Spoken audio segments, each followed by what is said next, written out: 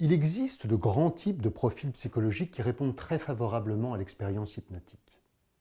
Le premier, c'est ce qu'on pourrait appeler le créatif.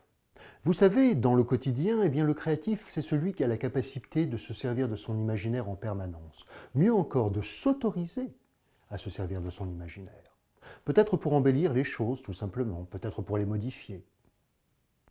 Et on comprend qu'à l'intérieur d'une expérience hypnotique, ce créatif aura la capacité d'utiliser son imaginaire pour faire grandir cet état d'hypnose, lui donner la teinte émotionnelle ou de ressenti la plus convenable pour lui, mais également de se servir de son imaginaire pour définir les différentes solutions qu'il va mettre en place.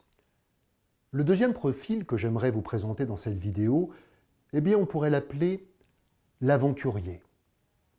Quand je parle d'aventurier, je parle de cette personne qui a cette capacité d'être curieux des choses. Vous savez, cette curiosité que l'on a tout à fait naturellement quand on est tout petit et qu'on découvre l'ensemble du monde, qu'on en est gourmand. Ce curieux, d'une certaine façon, est prêt à vivre toutes les aventures possibles et imaginables. Et principalement, celles qui lui apporteraient le plus de plaisir possible. C'est bien souvent le cas en hypnose. Alors l'aventurier, tout à fait naturellement, avec cette curiosité qui l'anime, va vivre cette expérience d'hypnose dans le plaisir de découvrir des choses. Il va s'autoriser à accueillir des informations qu'il ne connaissait pas.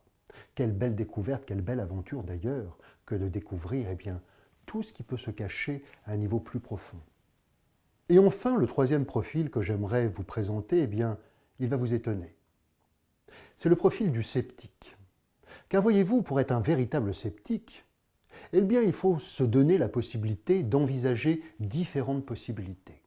Le sceptique, d'une certaine façon, ne reste pas prisonnier d'une première impression. Au contraire, il se teste, il se met à l'épreuve, il vit les expériences, ce en quoi d'ailleurs il ressemble un peu à l'aventurier. Alors bien sûr, on n'est jamais totalement l'un de ces trois profils, on est généralement assemblé de plein de petits fonctionnements très différents, parfois en accord et puis d'autres fois en opposition. Et puis là aussi, ça va bien sûr dépendre du contexte.